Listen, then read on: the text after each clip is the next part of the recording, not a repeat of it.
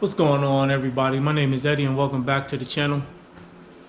Today I just wanted to kind of go over a few things, man, that that have been on my mind. I'm at the unit right now, at my unit, and I'm trying to figure out what I'm gonna do with a lot of this stuff I got in here, man. And I'll go over how I ended up with all this American Standard stuff, but I got to make some room because I do have another pallet coming from B Stock, Target on B Stock. It's like home goods, health and beauty stuff, same as usual. So I needed to make a little bit of room, and as you can see, I still got some stuff on the table. I pretty much went through the pallet that was on the floor. I still got this cosmetic pallet that was double stacked, but oh, and I still got some stuff in here too, stuff down there. But all this American Standard stuff that's taking up the majority of my space. Yeah, let's see if you can see back there. Well, all that ain't American Standard. Some of that is boxes just from separate pallet. American Standard, man. So, some months back, I ordered a truckload of Lowe's. It was supposed to be Lowe's general merchandise, and instead of mixed general merchandise, this was a truckload of all American Standard stuff. It was basically toilets, sinks, and tubs, man. A lot of the toilets was broken, so I ended up paying all together for the truck $5,000, a little over $5,000. Dude, I was so pissed off, man. So pissed off.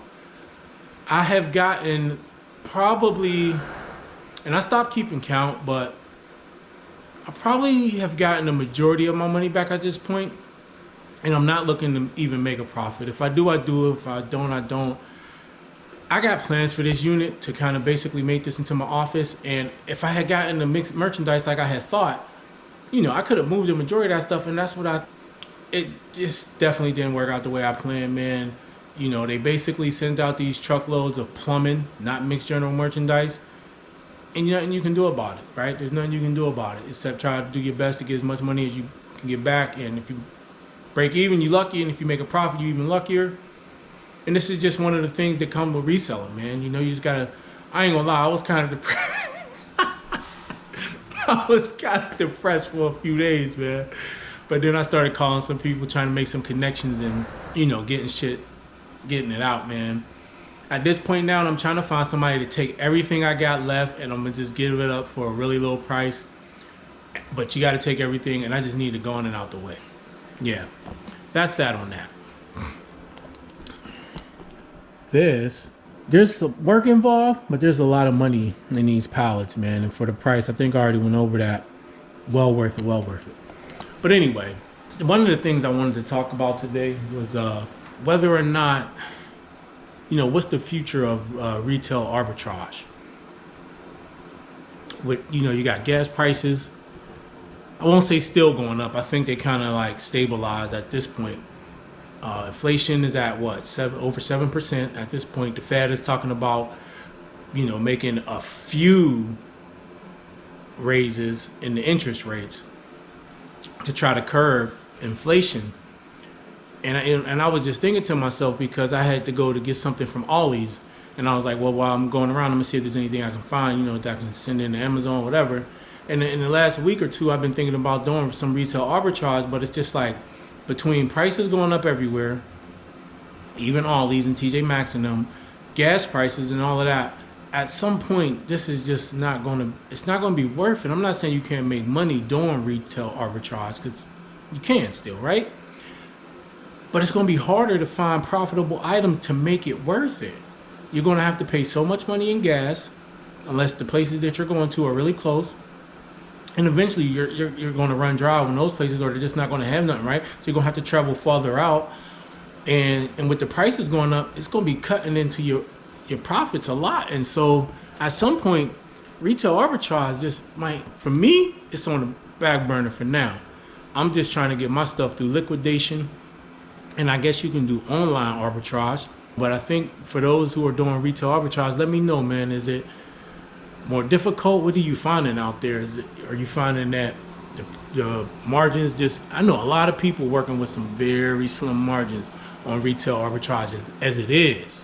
So I can imagine how much more slim those margins are at this point. So I don't know, man. I think it might be time at this point to kind of maybe put some of that stuff on the side. But I guess it just depends on your area, where you at, the type of items are available to you, so on and so forth, right? I just want to know from some of you who may do retail arbitrage mostly as a business model, what do you think? Is this something that you think you're going to keep being able to do in the near future? Do you think you're going to have to start finding other ways to source? Have you already started finding other ways to source? Let me know in the comments below, because I'm interested to know. I really haven't seen anybody who does retail arbitrage on YouTube make any particular specific videos about how inflation and the gas prices have been affecting their business, how it's been affecting their numbers. I would really love to see that from somebody. I know there's a few YouTubers out there that do retail arbitrage and make videos about it, but they're not speaking about it. And I know it has to be affecting their bottom line in a big way. And I would like to know what their strategy is going forward, because we don't know how long it's going to last, right?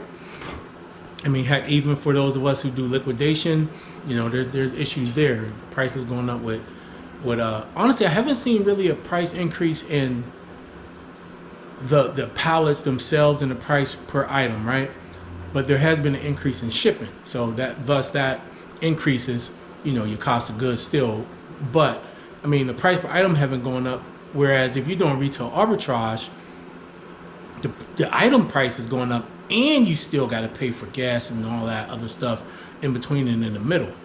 I guess online arbitrage would definitely be a feasible, if you're not doing it, or if you are, maybe you start adding it more, but that would definitely be a feasible remedy to kind of maybe offset some of that. And I'm not even saying stop doing it, but these are things you got to think about if you're a business owner, or if you're a reseller, and if retail arbitrage is your main sourcing strategy.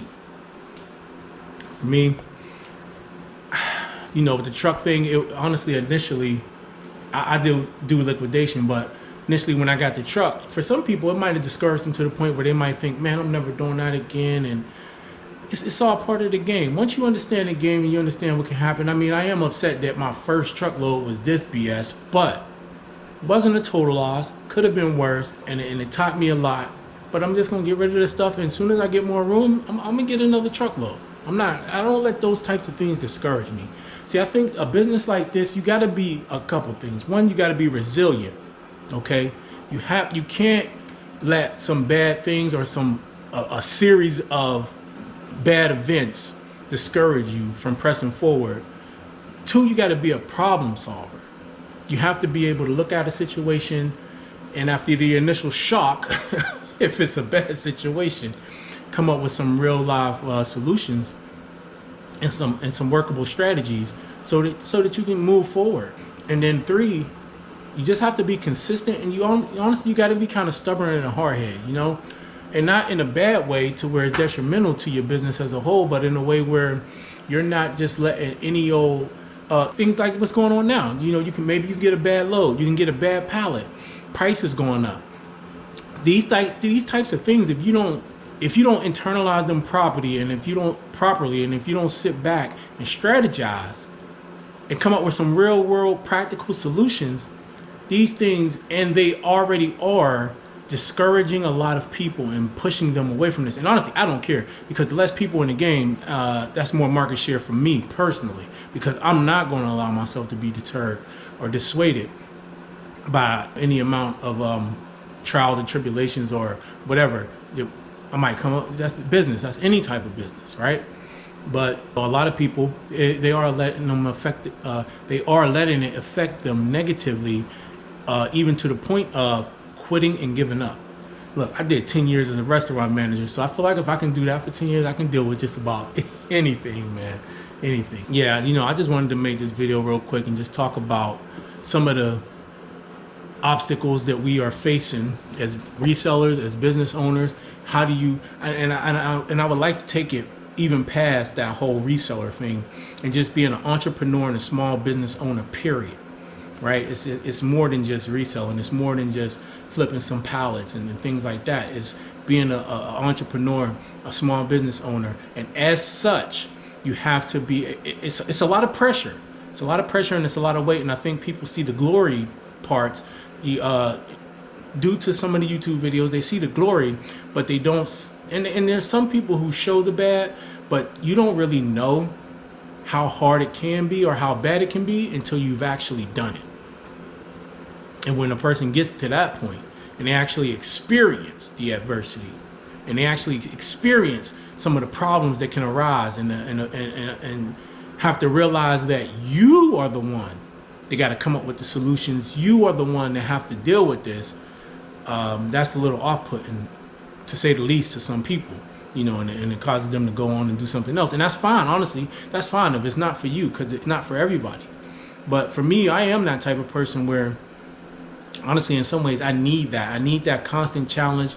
I like to be able to figure out things, and I got this problem now, let me see if I can figure this out. I don't know, I guess a part of me needs that. Like, I thrive in that type of I don't want to say chaos, but just always being there. That's why I like working out a lot. I just came from the gym, and me working out at the gym, a lot of times when I'm pushing through my workouts, I use, like, me pushing through those workouts, I draw parallels with life. Like, when I'm getting tired and I got to do one more set, or I'm running and I'm getting to the point where I want to stop, but I still got 2 miles, 3, 4 miles to go, I say to myself, am I going to quit in life when I'm tired? Am I going to just give up, you know?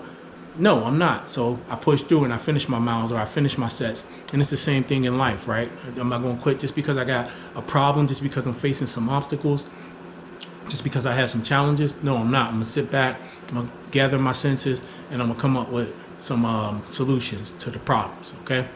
But that's about it, man. When this other pallet come in, I'll make a quick video for you guys. And I'm trying to get rid of all this stuff.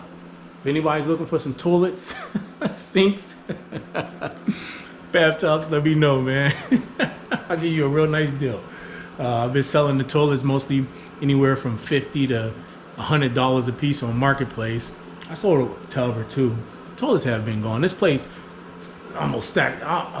It was bad. It was bad. Anyway, do me a favor, man. If you like this video, hit that like button. Make sure you subscribe to the channel and hit that notification bell so the next time I upload a video, you'll be one of the first to be notified. And don't forget, drop down in the comments, especially if you do retail arbitrage, and let me know what type of challenges you've been faced with and how you've been dealing with those challenges when it comes to sourcing and raising prices and gas and so on and so forth. All right, I'm out.